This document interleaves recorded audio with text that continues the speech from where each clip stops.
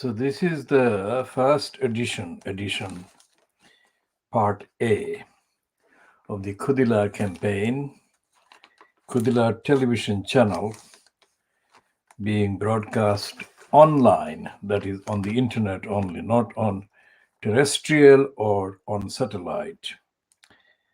And the newspapers that we have been able to obtain copies of, the Fleet Street papers, World Exclusive Diagnosis of Fleet Street, are the Mail on Sunday, £1.80, Sunday Telegraph, £2.50, Sunday Observer, £3.20, and the Sunday Times, £3, Sunday Express, £1.80, Daily Star Sunday, £1.30, Sunday People, £1.80, Sunday Mirror, £1.80, The Sun on Sunday, £1.30. Now that is 9 items. That leaves out the Financial Times, because the Financial Times publishes on Saturday as the combined edition for Saturday and Sunday, or the weekend. The same applies to the I newspaper.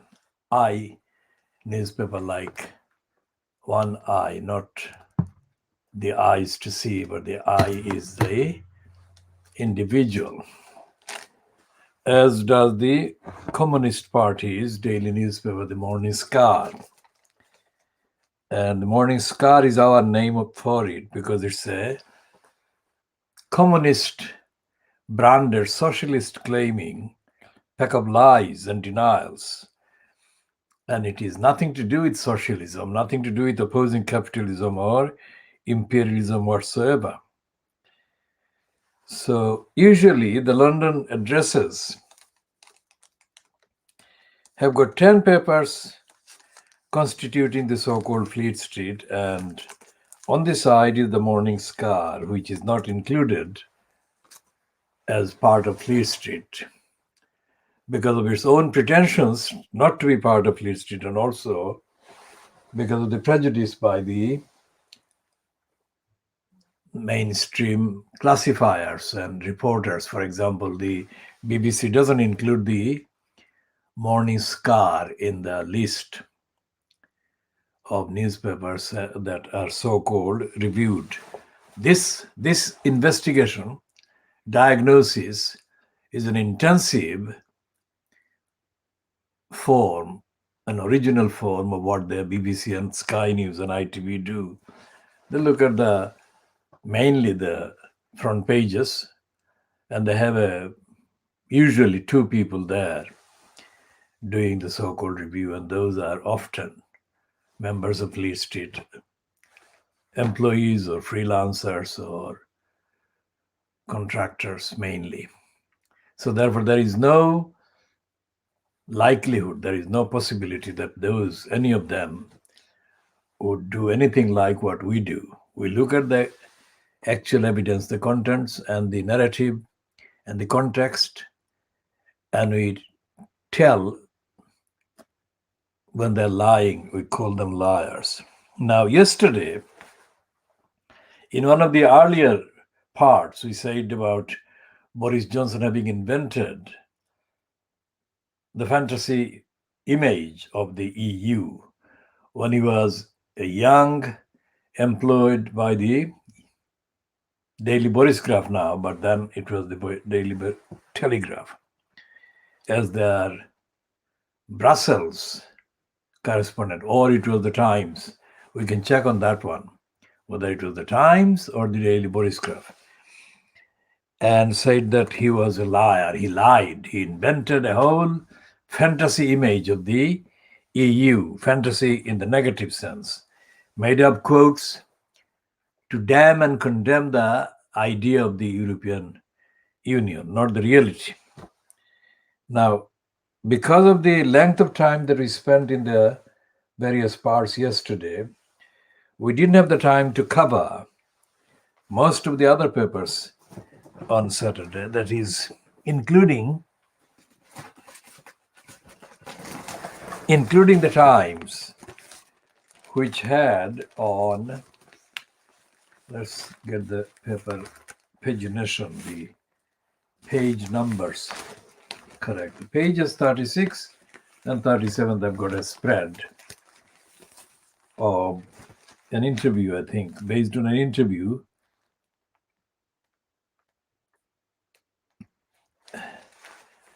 which is written up by Charles Bremner. The interview is with the retired now ambassador, French ambassador Sylvie Barman. She was for a few years the ambassador for France in London. The headline is the one that contextually, fact-checkingly, if you like, relevant to what we did yesterday about Boris Johnson being a liar. Now, this heading is based on a quote from her, Sylvie, the former French ambassador, Sylvie Berman. And it says, yes, comma, Boris, that is Johnson, is a congenital liar, and your country has decided to scuttle itself. Now, that's the reference to the Brexit. Now, Boris Johnson is a congenital liar. It is absolutely well known. But I couldn't find a recent quote as this one because I didn't reach the Times at the point where I was talking about him and looking at the internet items. So this is the one that Sylvie Berman says. Boris Johnson is a congenital liar.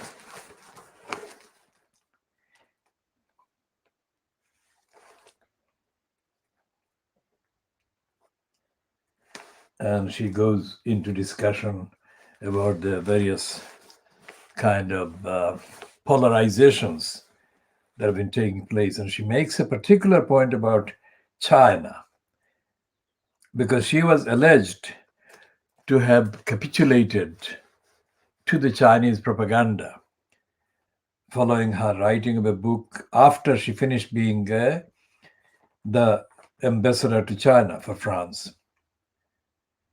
And this is what the Charles Bremner piece about her says. Barman, who wrote a book on China after her years as ambassador, has been accused by some of indulging an undemocratic regime. She responds, democracies are in crisis. There was Brexit, Trump, the Gilets Jaunes. The Chinese have stopped listening to Western criticism. They say, we don't need you anymore. And then she says, I don't think the Chinese want us to have their system. What they want is that we leave them in peace. Obviously, as she makes clear, she takes the side of the Chinese rather than an objective stand.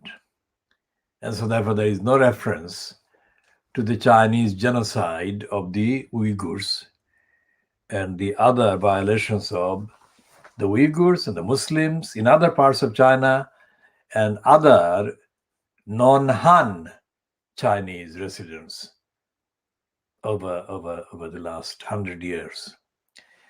And anyone who remembers the Cultural Revolution years, while Mao Zedong was still in place, will remember the very high powerful transmitter broadcasting in English for the world that was supposed to be relying on English language broadcasts. And the power of the transmitter was such that anyone listening in any part of Asia, for example, where I was, and I was listening for evidence as to the contents of what the Chinese Cultural Revolution was doing, would literally feel physical movement in the building of the structures. That is how powerful the transmitter was. And the English language broadcast would begin with a woman's voice, obviously Chinese diction or accent, and she would say, "This is Radio Peking." They didn't say Beijing. This Radio Peking. And it shook the building almost. And the nearest example of what that meant and what that was like can be seen in the ITB series, which is racist itself, but for this purpose, for the purpose of this discussion, let's put aside the aspect of racism in that Mind Your Language series, where there is a Chinese student in the English language class. So every time she's asked a question, she prefers to give an answer with the preface that says the Chinese system is better than the Western system, regardless of what the subject is. That is complete sample of brainwashing, embodiment of brainwashed person. Now, Sylvie Berman doesn't go into any of that. And that actually illustrates the point that ambassadors who are given the equivalent status to the head of state when they are based at an embassy, because they represent their country. So that's why all these diplomatic immunities, including immunities from prosecution for major crimes committed by someone who is able to exercise or assert their diplomatic immunity. She is not speaking, as seen in the piece in the Times yesterday, as an objective observer, let alone as an objective student or a scholar. She is representing her experience or her attitude, which have been influenced by her contacts. So she is not a good source about China, generally.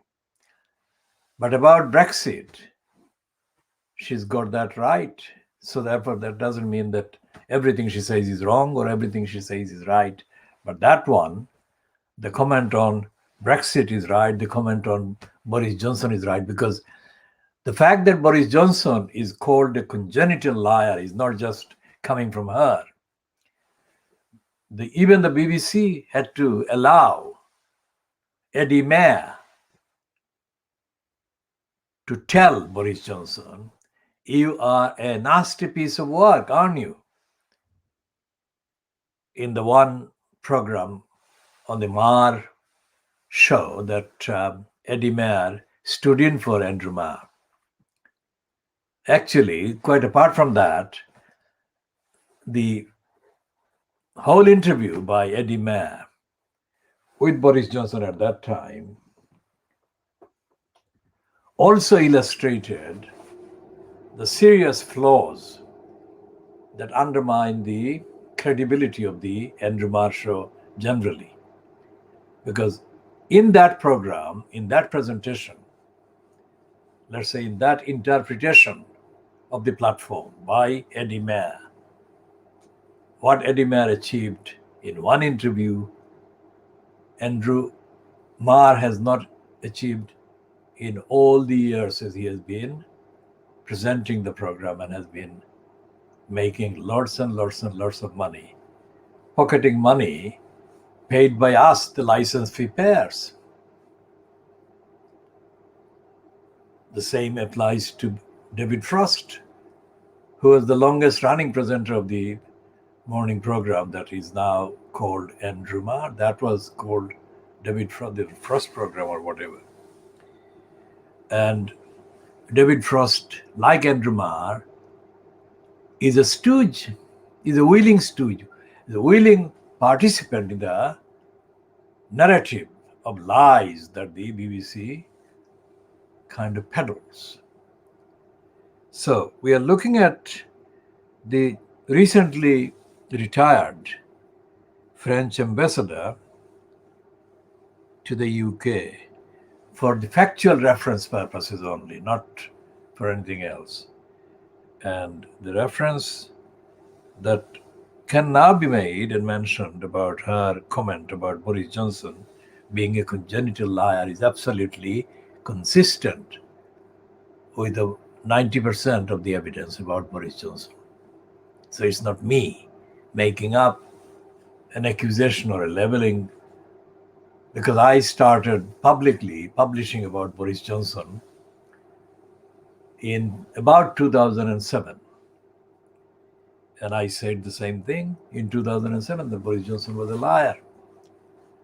And I referred to the fact that he incited a particular person over the phone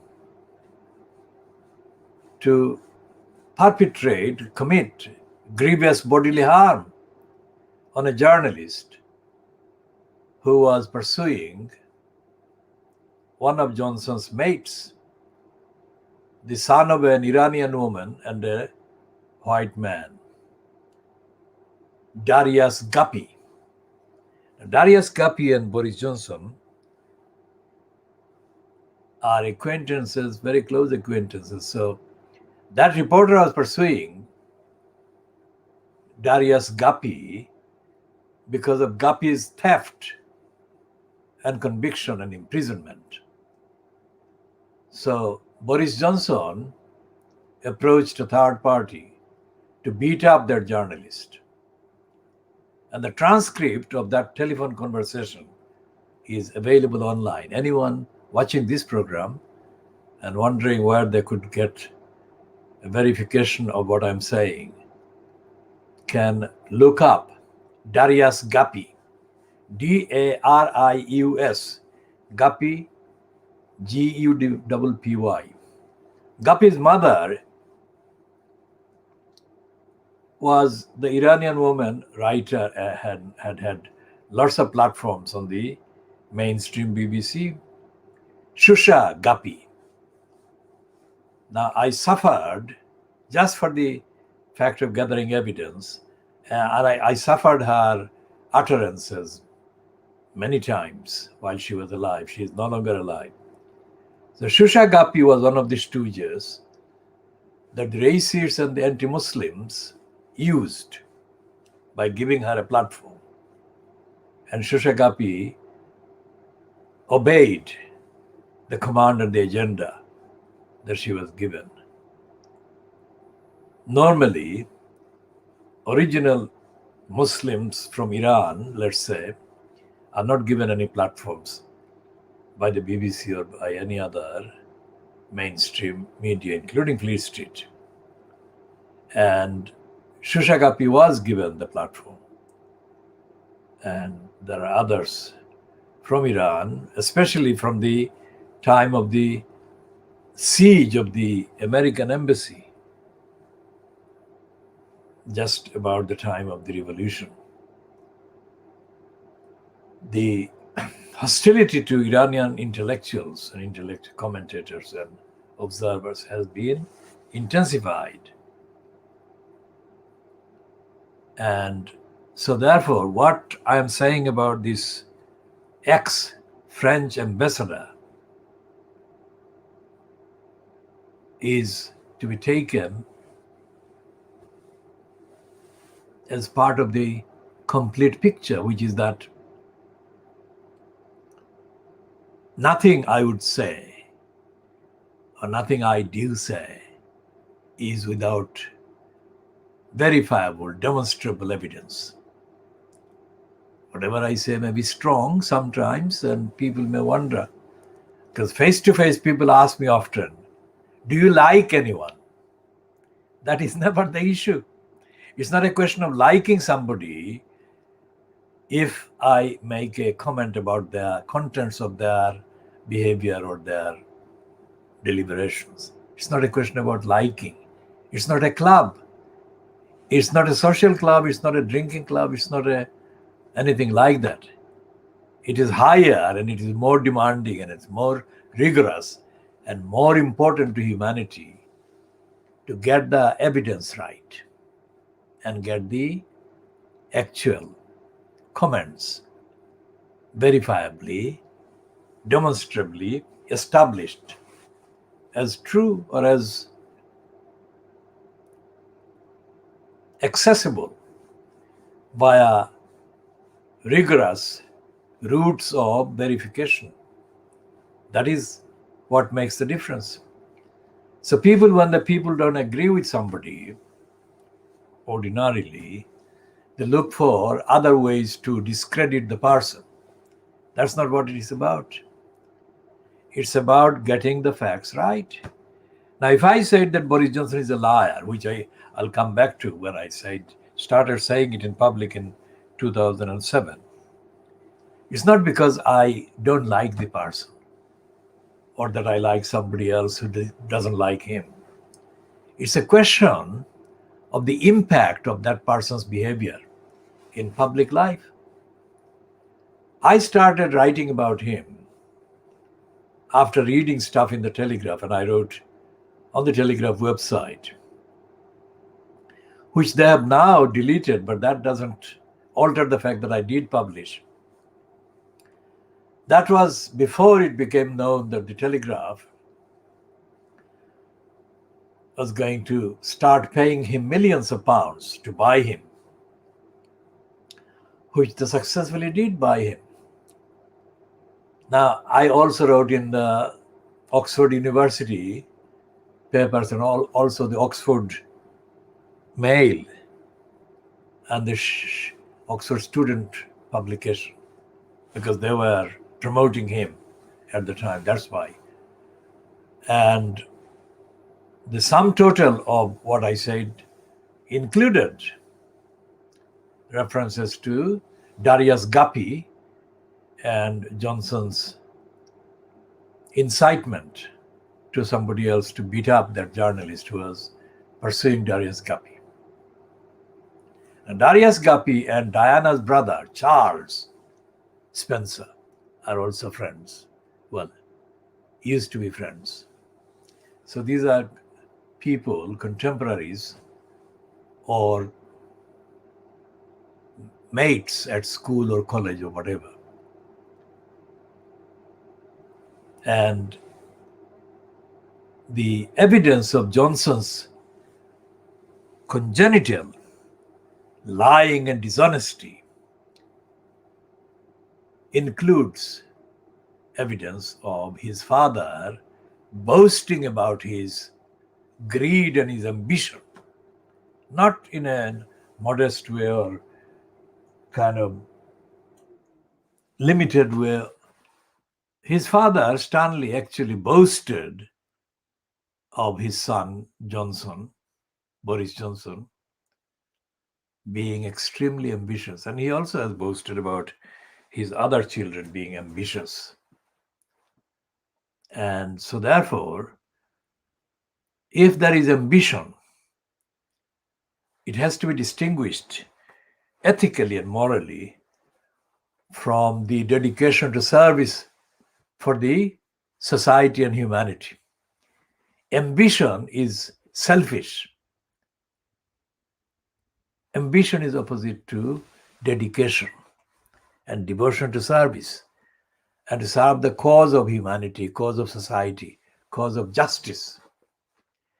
So therefore, somebody who is as ambitious and as widely known boastfully made public by his own father. As ambitious, it would be quite impossible for such a person or personality to do the things that were not consistent with enhancing his ambition or their ambition. So, for example, when he heard, while in post as Theresa May's foreign secretary, that the genocide had taken place under the leadership of Aung San Suu Kyi in Burma, that the genocide of the Rohingyas had taken place. As foreign secretary, Johnson should have issued very strong and clear statement or statements condemning that and demanding an end to any persecution, any further ongoing persecution, massacres of the Muslims that most certainly did go on long after the actual genocidal attacks. He didn't do that. He didn't go on the record saying any of that. And that is because he saw that if he made a moral stand against the massacre of the Muslims, then it would compromise his various connections and links and opportunities that he definitely knew he would have to pursue with the relevant people, most of whom he knew would have been as hostile or as indifferent to the Muslims being persecuted and genocided and massacred in Burma by the Burmese. So what he did was, as I mentioned Alok Sharma yesterday, he got Alok Sharma. Alok Sharma, although he is of Indian, Hindu origin, but he was born in this country as far as I can recall. And so therefore his appearance, the physical appearance, his name, everything serves to give a twisted representation that there is diversity. So instead of a congenital liar standing at the dispatch box answering ritualistic questions put to them by the MPs concerned about the Burmese massacre of the Muslims, the image of Alok Sharma and the name of Alok Sharma completely kind of hoodwinked and misled most of the ill-informed gullibles among the public watching. And if anyone doubts what I'm saying, they can look up the record of Alok Sharma's words as recorded by Hansard speak volumes. Alok Sharma is one of the most dishonest, most corrupt, and most idiotic members of parliament. Of course, most MPs are stupid, but this one is stupider than the average ones. And this one is stupider in post, in office. So whatever he said in so-called reply or replying to the questions about the Burmese massacre of the Rohingyas didn't have anything to do with the question, didn't have anything to do with the obligations that the UK was under in 2017 and 2018 when these questions were being put to them. According to the various charters, international charters and treaties that the UK was a member of and still is a member of. And various kind of timid, ritualistic decisions or kind of motions passed by various parts and various agencies of the United Nations, like the Human Rights Commission, etc., and the refugee convention. They were being completely ignored by Alok Sharma. He says things like, just giving an example, bringing back references to Tower Hamlets and the Bangladeshi community in Tower Hamlets. There is a so-called newspaper published in the Bangla language called Potrika. I mean, that is absolute stupidity. Potrika is a generic name. Potrika is not a particular name.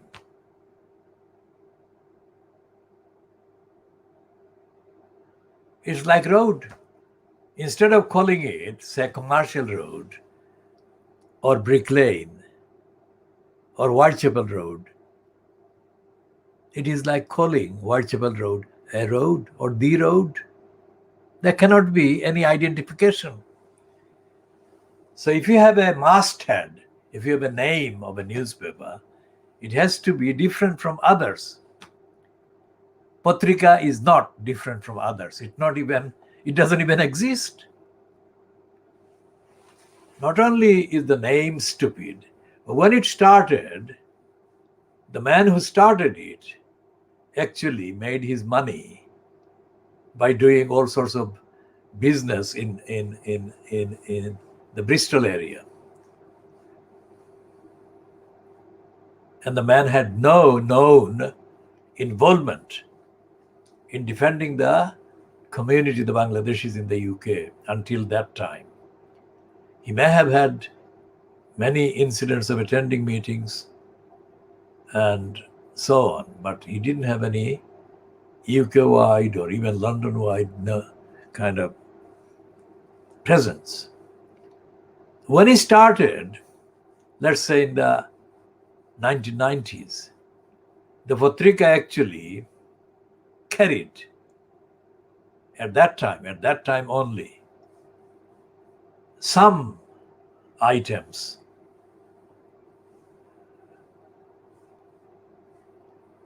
about the corruption by certain political party or persons linked with political party. Corruption, quite a few of them.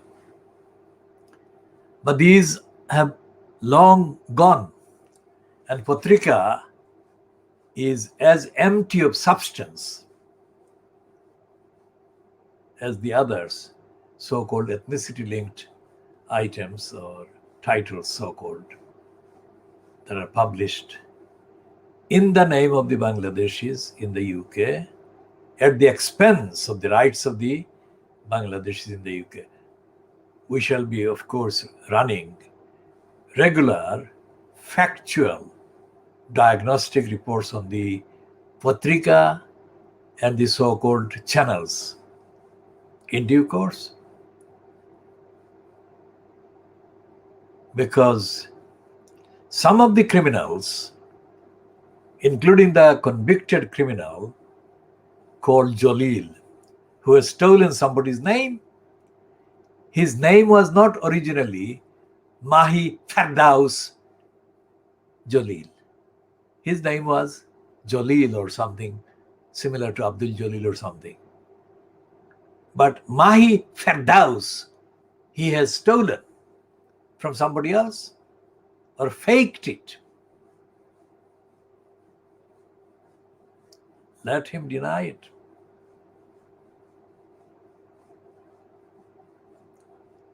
And this so-called channel, owned by Mahi Fardaus, is a disgrace, has been a disgrace from the start. Mainly sucking up to the crooks at every level. And in the context of the corrupt mayor, at the expense of the people of Tower Hamlets, Channel S, now S, there is no such thing as S. Why is it S? Is it an obscene word that they can't actually give the full spelling of? That they know that it's Channel S, and you know what word can be spelled with S at the beginning. So the decent, if you like, reference in the context of our contents is that we call it channel slave. They make not just inordinate and undignified, abusive kind of propaganda for Paula Munzila Uddin, the one that is also known as Baroness Munzila Uddin. Even after she was exposed as having stolen money from the House of Peers by lying about her housing and so on.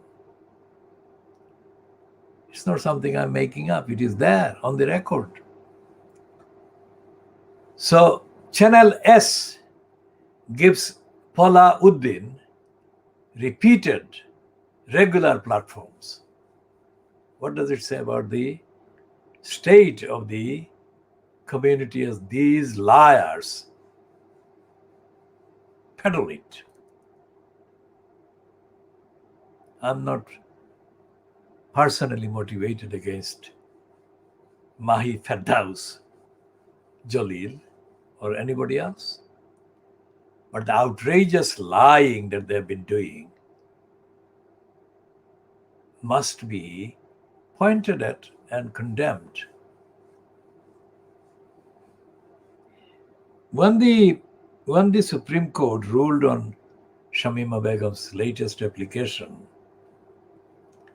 and rejected her application, there were about 3,000 comments online on the Sun website and other websites, mainly in the Sun. And most of them condemned Shamima Begum, who we shall be continuing to discuss today as well.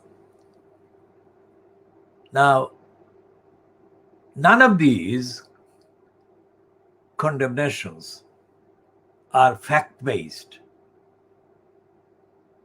Remember that is an agenda. And that is the kind of incident of attacking the collective image of the community that Channel S refuses or fails to address or deal with. And yet it claims to be the biggest channel for the Bangladeshis. There is no meaning to that. Our campaign says that we don't encourage friends and we don't follow friends. We don't have thousands. We could have had thousands because over the years we have said no to friend requests and all the rest of it. What we do by publishing and posting is not at all dependent whatsoever on the number of people viewing it. It depends on the contents that we post and publish, and anyone can find us. And we don't need to promote ourselves either by paying Facebook or whatever, £10 or £20 to boost the viewing numbers. The important test is what we are saying. Is it factual? Is it investigative? Is it objective? It is moral, ethical, transparent. We have tried to get Channel S to tell the truth and stop lying. But they're not doing that. They don't stop lying. They've got a series of liars as fronters of various kind of slots. All of them are lying. They lie. Let them deny. And we shall give chapter and verse. They have no right to lie to the people, lie to the community. The latest embarrassment that Mahi Firdaus Jalil brought upon himself and the collective image of the Bangladeshis was when he said during 2020 that some of the shopkeepers who were charging people too much because of the virus were doing that because they had Hindu blood in them. Now, anyone who is opposed to racism, opposed to kind of faith-based or religion-based hatred, would find that repugnant. But the question is, if somebody can make such a comment, being the person who actually controls that channel,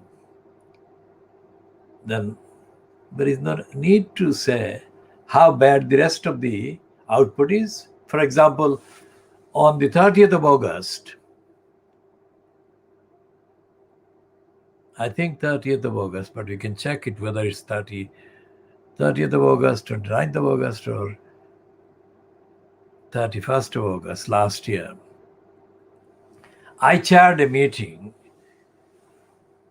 in the basement of a restaurant in Brick Lane. The meeting didn't last too long, but it lasted at least an hour or thereabouts. And the meeting was about John Biggs, the incumbent mayor in Tower Hamlets Council, blocking traffic through Brick Lane. And this was, although environmentally in the long run, pollution by vehicles is of course to be opposed. But there has to be a due process, democratic process, accountability, and due consideration given to the needs of the people affected by the decision to stop traffic through the road. Such an important and very busy area like Brick Lane. Important socially, important commercially, and in other ways. That none of those things had been done. So therefore we had a meeting and people were unanimous in opposing Biggs's blockage on Brick Lane. Now, I have been publicly known as a very widely known activist long before Mahi Ferdaus Jalil was biologically born.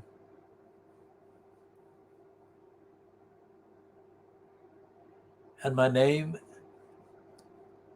Muhammad Haque, is known for decades, including to the channel. And yet, in a bogus, stupid kind of so-called report, they gave me a new name. They called me Abdul Haq, and so on. So the complaint against them has not ended, and they have not apologized, they have not corrected, but they did that deliberately. Most of the fronters of the so-called news are absolute morons. They don't know the basics about society. They don't know the basics about anything. So this disgrace has to be ended and replaced by service that the community and society actually need. And we shall be doing the necessary to bring about that kind of change. When I wrote in the Oxford publications about calling Boris Johnson a liar and citing the Darius Guppy episode, I didn't do that because I had any stake personally against Boris Johnson. I still don't have any stake personally against any of the people that I discuss and I condemn. If I don't do that, nobody else would be doing it. And as I said yesterday about Einstein, somebody has to do the right thing. You can't just let this go on, the wrong things go on. And Sylvie Berman, the recent ambassador, French ambassador in London, at least has made a contribution by telling the Times that yes, Boris Johnson is a congenital liar. This is too much of a bad thing and has to be stopped. A congenital liar must be ousted from public office. And it's not just Boris Johnson is the congenital liar in the pack. Michael Gove was shown as interviewing Donald Trump shortly after Trump entered the White House. And the fact that Rupert Murdoch was physically there in the room directing operation was not shown to the public. It was years later that this fact became commonly known. And Gove has been the nominee for Rupert Murdoch as leader of the Conservative Party, because Gove worked for the Times before he became a journalist, became an MP, and the Times was owned already by Murdoch. And so Gove served Rupert Murdoch very loyally. And as compared to even David Cameron, who was shown during the Leveson inquiry as having been very much close to Rebecca Brooks, even as compared to that relationship, Gove is even closer to Rupert Murdoch.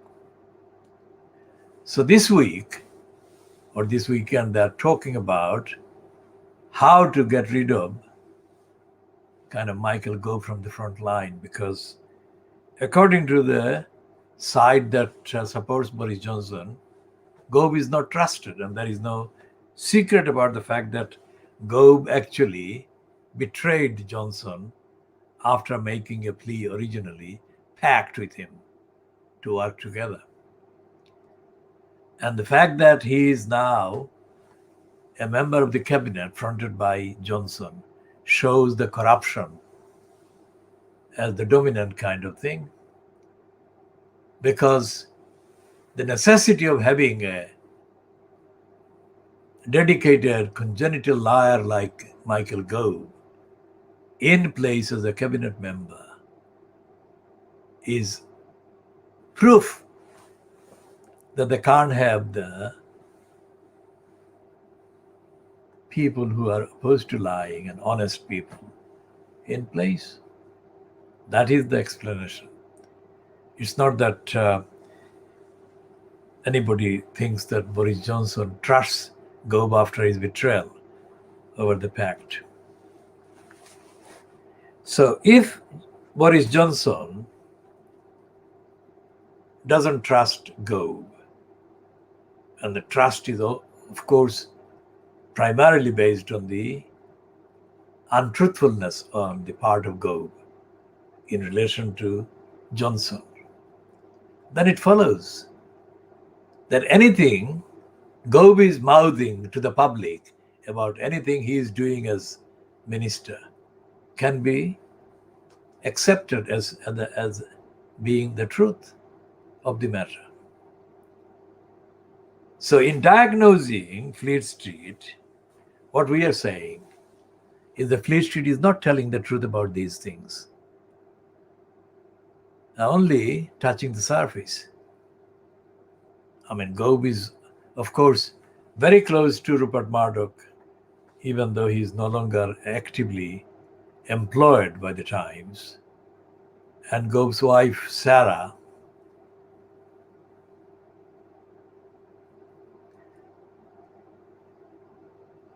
Vine, is an active columnist on the Daily Mail, where she openly talks about and in support of her husband. So there is no objectivity. There is absolutely no pretense even to be objective by Sarabhai. Sarabhai has got the nickname easily given to her, Sarabhai, by the Private Eye magazine, because of her role and her attitude and her kind of agenda, which she doesn't conceal.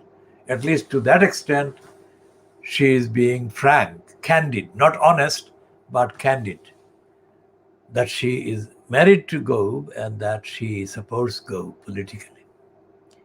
And she is one of the fiercest backers of the project to make Michael Gove Prime Minister or leader of the Conservative Party. So to that extent, she's candid, but she's not honest, because everything she says in support of his suitability for leadership of the Conservative Party and presumably the leadership of the government formed by the Conservatives is a lie, is a distortion, is untruthful. And she is very much like the kind of woman that the Private Eye calls Big Head. We shall come to Miss Big Head in due course. They are abusing the idea of newspapers, idea of journalism. Because Sarah Bain must not be given, must not be allowed any column in the Daily Mail without a corresponding column. Every time she has a column, there should be a corresponding column with the same space, same kind of display, same prominent display, countering her lies and her racism. Because of course these are all liars and racist liars at that. Now, racist liars include this woman.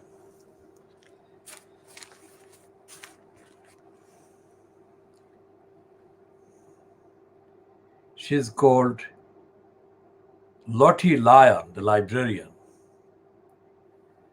And she said that her name is not Lottie at all, that the BBC imposed that name on her because it sounded kind of attractive or whatever. Now, anyone who knows about society in the West and the kind of sexual market, socialized level, knows about sugar daddy. Sugar daddy is a man whose money and wealth and resource are the targets of the person seeking the friendship. And it's an obscene relationship between a wealthy man and a young woman. And the purpose is prostitution. Is disguised as kind of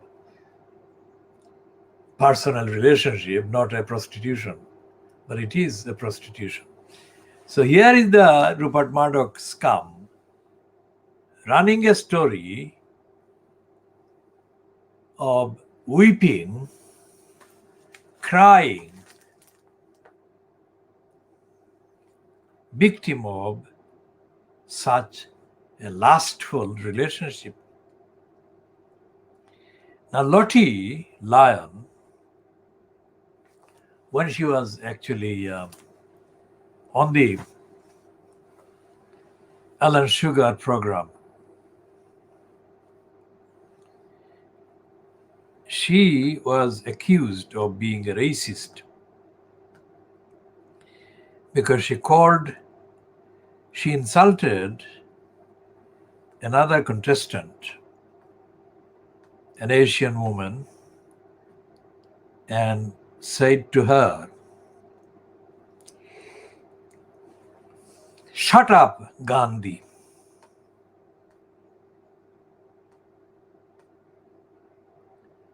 So this is not something that should be forgotten by this scum, which is painting this woman as a victim of the sugar daddy relationship or adventures that she herself indulged in and took part in, because she says that she became involved in the sugar daddy relationship because she thought that she would get a holiday.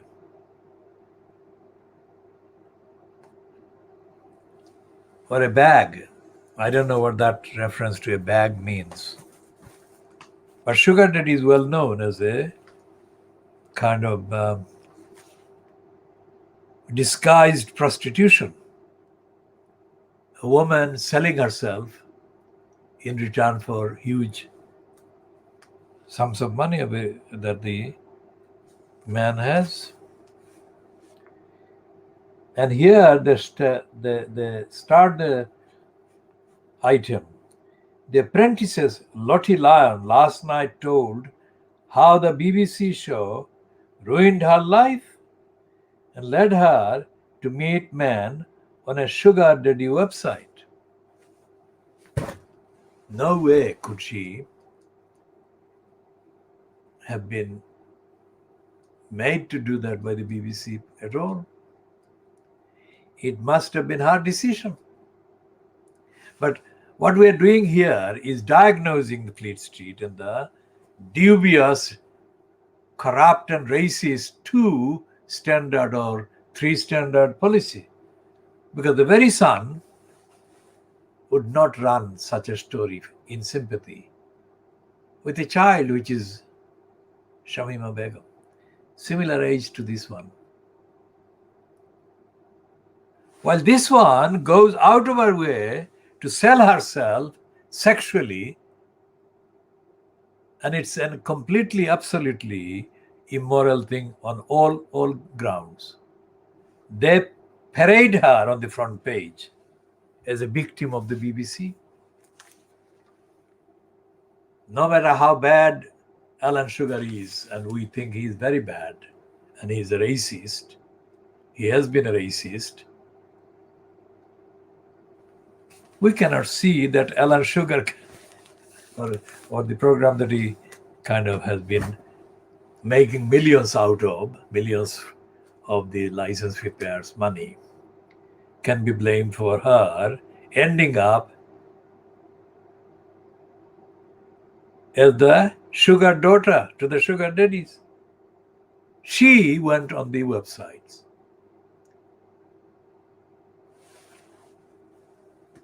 And yet they have run nothing like this. I mean, if anyone deserves sympathy, it is a victim of the denial of the fairness of trial and access to justice that has happened on Friday. Doesn't matter what else Shamima Begum has done, and we assert that she has not done anything criminal that has been found in a criminal trial. So therefore, whatever the prejudices may be against Shamima Begum, there is no evidence that she has committed a crime. Even expressing or even refusing to express a particular expected kind of line of sympathy for the victims of a beheading. As we said yesterday, Shamima Begum did not commit the crimes that the two Africans committed in Woolwich by murdering that British soldier. And yet, nothing has been done about those two convicted murderers of the British soldier, about their so-called nationality, whatever. Because although they are African origin, At least one is known to have been born in this country in London. So he would have been British. And his British citizenship has not been taken away from him. And he committed murder in broad daylight of a British soldier in London.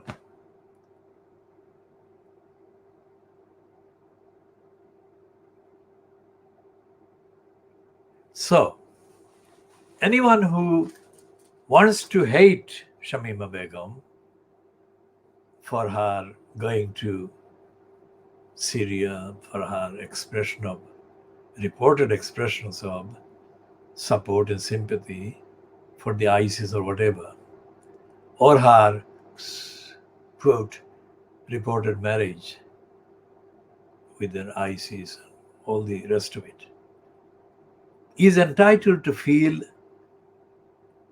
that way about her. But that has to be seen in the light of proportion, fairness, real equality. How many people committing crimes, who have committed various crimes, major crimes in Britain and currently in secure unit or units, have had their citizenship taken away? And in comparison with Shamima Begum, how less dangerous are they to society? How more dangerous are they to society? And what evidence, if any, did any of the kind of representatives for the government and for the Home Office produce to court? There was none. And so therefore we have to ask the question, if I can see the unfairness, why can't the others? And by others, I mean those who are doing trade and business at the expense of the so-called Muslim community in Britain, the so-called Bangladeshi population in Britain, who are directly, collectively affected negatively by the totally unfounded and untruthful insinuations that have been unleashed by using Shamima Begum. This is why it is important to examine what has been happening, and it is important to ask the question, as we asked yesterday, what did the local Tower Hamlets Council do with the money that the UK Home Office paid it specifically under the Prevent program? During 2010, when Lutfur Rahman became foisted, or he was imposed on Tower Hamlets as the so-called elected mayor, that was 10 years ago. Up to now, because the ruling by the Supreme Court against Shamima Begum was made on Friday, the 26th. So for 10 years plus, Tower Hamlets Council has not been held to account about the Prevent program. And as I said, and as any logical inquirer or an observer would have to say, the Prevent program was to prevent the deviation from a supposed straight path, deviations that include or included and shall include and will include and may include the kinds of things that Shamima Begum and her two school friends got derailed to deviations, who was looking at what the children were doing?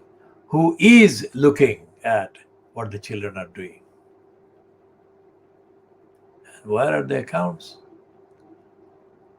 And where are the questions that the two MPs from Tower Hamlets must have been asking, whoever the MPs are?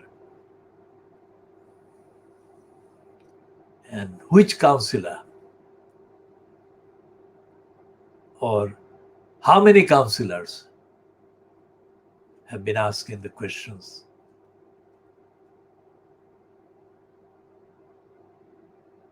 And we shall be continuing these questions, and we said this as part of the campaign that we began formally yesterday about the safeguarding the children duties of the Tower Hamlets Council, quite apart from the prevent duties.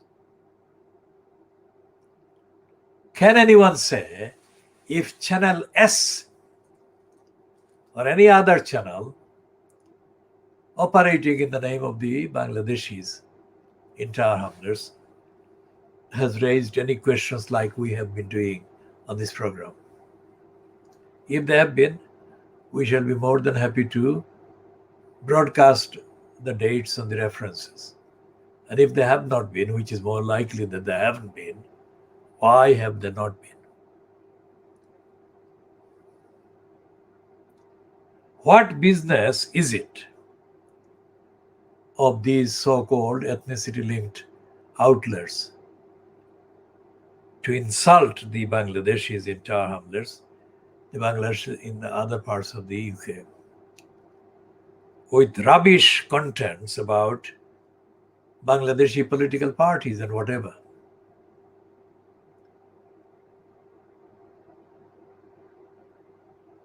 What difference does it make?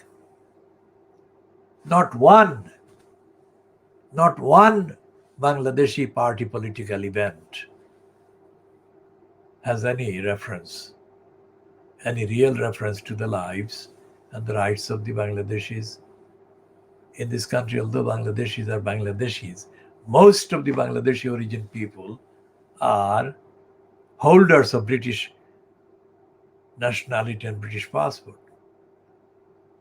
So this grotesque misrepresentation and distortion of the community's priorities and entitlements must be stopped. And people must pay attention to what is going on with the children. Who is misleading the children and why? Of course, these comments that I'm making will not be welcomed by these liars. It doesn't make any difference to me whether they welcome or not, because they'll never welcome anything truthful. They haven't. And if they have pretended to have appreciated something truthful, as the Khoodeelaar campaign was appreciated in the broadcasts in 2006, dated including the 17th of January interview that they recorded with me at 208 Brick Lane, and the broadcast that was fronted by Mahi Firdaus on the 19th of January 2006, in which they actually showed a chunk of me and my interview, but not all of it, or the interviews or the broadcasts of the events of 22nd of January 2006 that was held. The main event was held at the Brady Centre against Tower Hamlets Council's role in inviting the Crossrail Hole attack. And other updates that they actually published, bits of news like the 17th of January rally that we held in the Brick Lane, 17th of January 2006. So that is the truth that they actually acknowledged. But my observation now is that they have gone away from that particular stance. Why did they go away? And why did they begin the program of giving platform to liars, serial liars, and other stooges, mental slaves to the racists and the regime of Luther Rahman? Why did they give him such coverage, prominence? Have they no shame that one of their so-called journalists, Muhammad Jubair, was working for Luther Rahman while at the same time being shown as the chief reporter at the channel? Do they think that all the people in the Bangladeshi community are totally incapable of understanding that idiocy and stupidity and corruption? Or do they think that the Bangladeshis, all of them, are in support of corruption and lying?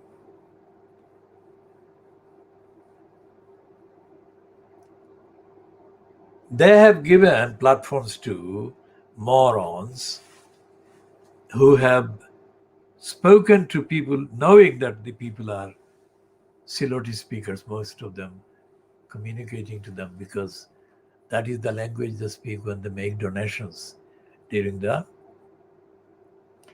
fundraising events broadcast during the month of Ramadan. And that moron said that he didn't want them to speak in Siloti. The program,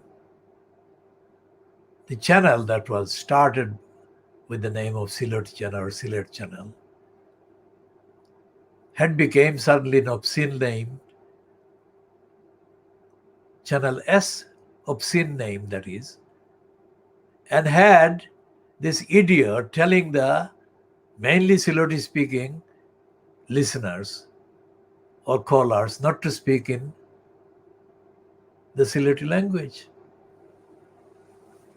This is the month of February. A week ago, there was the anniversary of the mother tongue language movement. If speaking in the mother tongue is an offense and it is banned by the presenter of a program on the channel that began life as Silot Channel, then there is something very wrong with that channel. So do they have any apologies to make to the community for that kind of outrage and betrayal? So we shall be talking more about this, and we shall be following what any of them is saying in defense of the victims of Tower Hamlets Council's failures to safeguard the children. And we, of course, currently contemporaneously refer to Shamima Begum, but not exclusively to her. We believe that all the children of what background, all backgrounds, are entitled to the highest degree of protection, the best and highest and the most moral and ethical guidance. And Tower Hamlets Council, on the facts, has betrayed that duty or those duties. And the Tower Hamlets Council, collectively and individual councillors, and John Biggs, the lying incumbent, in post as the current mayor, all of them owe immediate apologies for their failures, the betrayals, and the abuses of the people's votes. We shall be continuing on all those topics. And yesterday's, this Lottie lion, we have to say that this is the Saturday's Sun inside, 2 pages. This woman who effectively joined the prostitution kind of arrangement and sought out sugar daddies is being treated as a victim, while Shamima Begum is being denied even those rights to access a judicial review opportunity in person, because she has argued correctly that she needs to be physically present in making the applications. She has been condemned as a villain. There is no crime in seeking what Shamima Begum has been seeking according to the Constitution and the law. As I said, we shall have to talk more about Shamima Begum in due course, but we are now moving a bit away from that topic.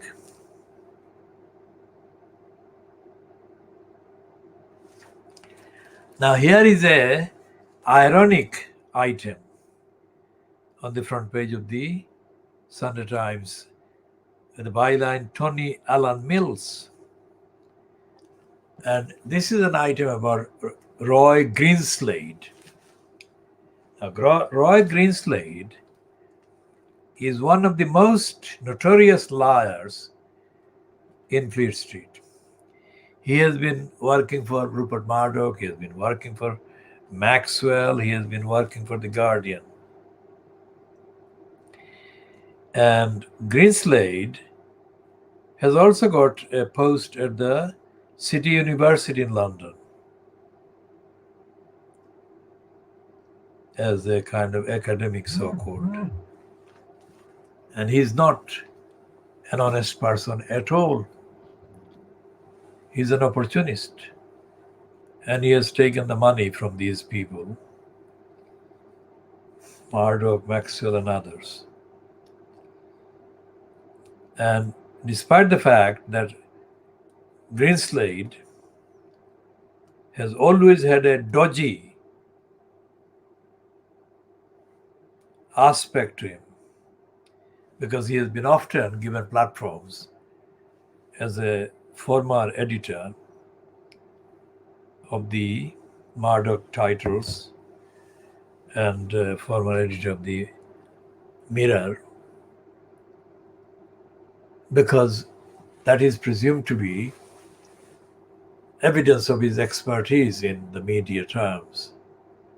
But everything Greenslade has done has been like Michael Foot doing the thing for Beaverbrook. Michael Foot, although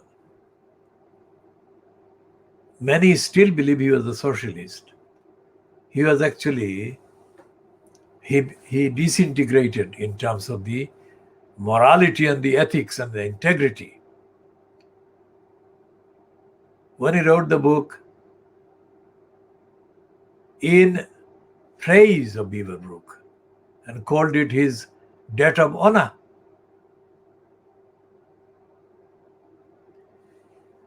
Now, Roy Greenslade is even worse than Michael Foot in terms of sucking up to the boss. So all these years later, Professor Roy Greenslade of the City University Journalism School is exposed in Fleet Street terms and in terms condemned by arch anti-IRA conman Norman Tebbit as having secretly supported all those years the bombing campaign against Britain by the IRA? Are they going to call for his citizenship, British citizenship, to be taken away from him? Most certainly not. So there, we again point out the fact that the decision to deny the access to due process to Shamima Begum, the series of decisions, have been racist and in parts anti-Muslim and corrupt.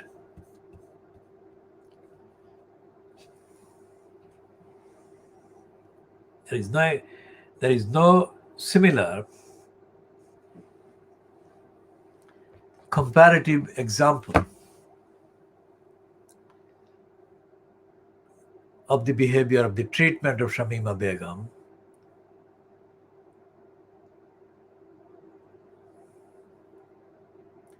that they have meted out to her.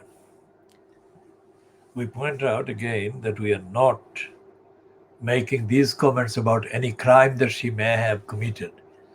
If she has committed any crime, then those crimes must be prosecuted. She must be prosecuted for those. Like her father said to the ITV, the clip that the ITV showed again last night.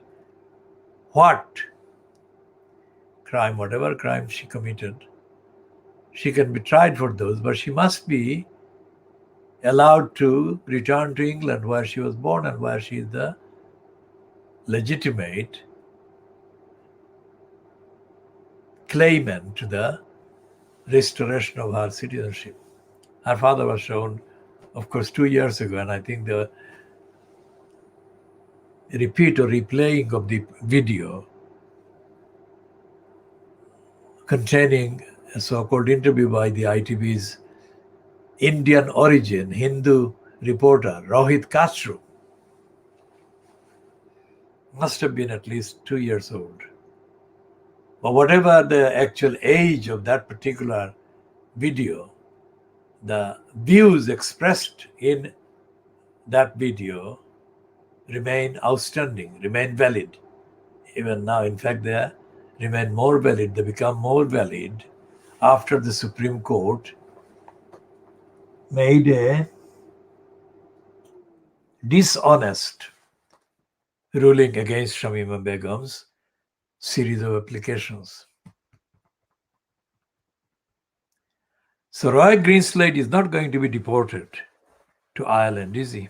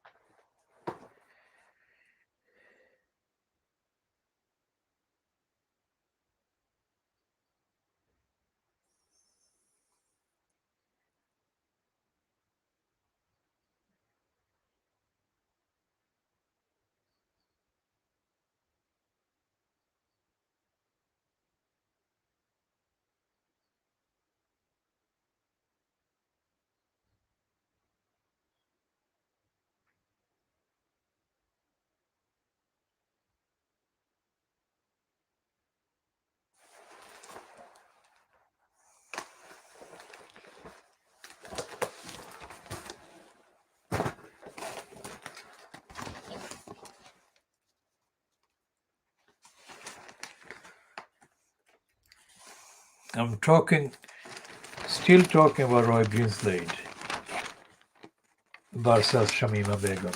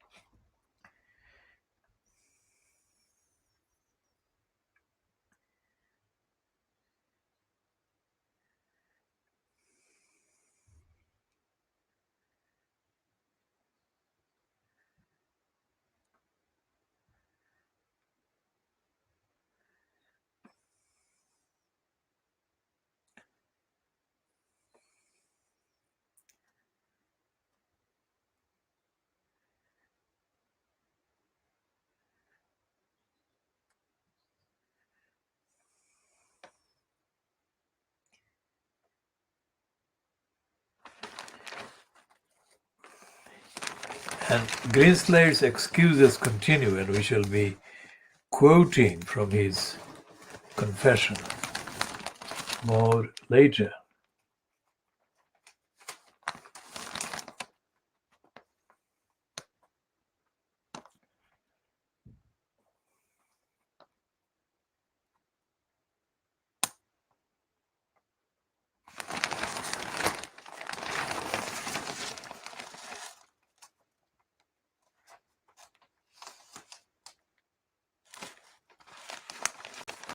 And here is another piece about the lying and the dishonesty of Boris Johnson and his, let us say, clan.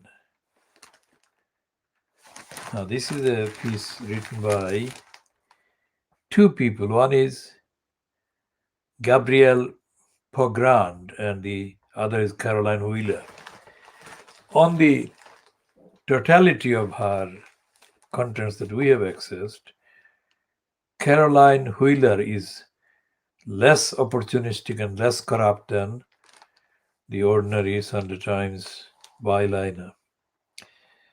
But this one is the headline that is absolutely crucial to showing the double standards of Boris Johnson and the corruption of the British state. It says, meet China's best British friends, the Johnson clan. And then the heading underneath that is on page 9 of the Sunday Times today, 28th of February 2021.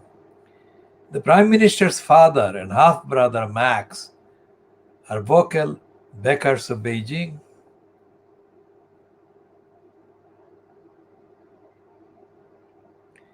And there is a quote by somebody who says, which is highlighted in the middle of this item. I know there are problems as concerns the Uyghurs.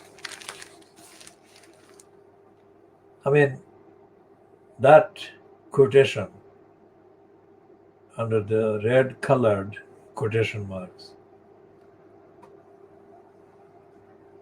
that's where it is. But when it comes to Stanley Johnson, Boris Johnson's father, he has been breaking the law all over the place and he has not been prosecuted.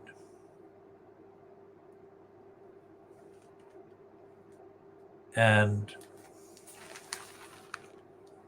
this is the other one, that quotation under the red quotation marks.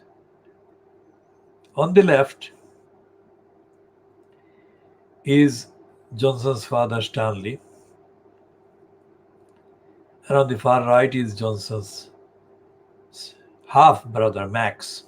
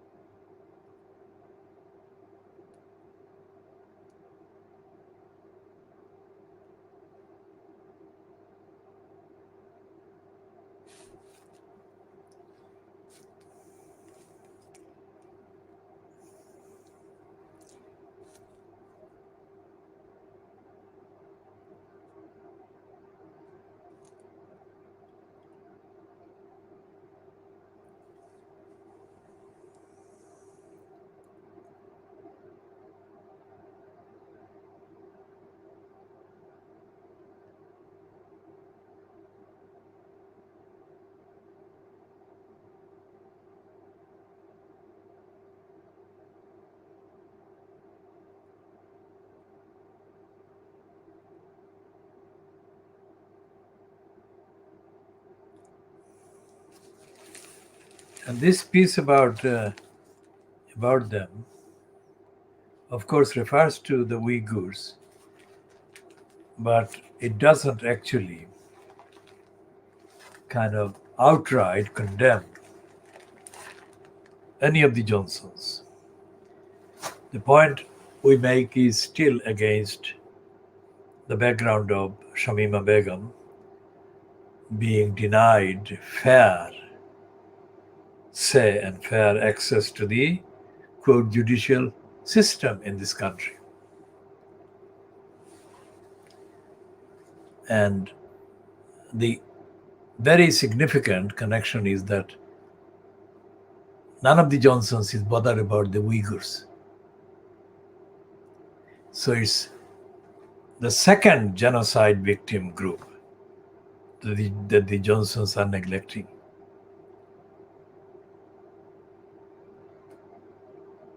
And Shamima Begum has not committed any crime compared to any of these. So we shall be asking questions of all the particular kind of members of parliament and the Secretary of State, including Priti Patel, and we shall be asking the President of the Supreme Court. Remember what we do? If the judiciary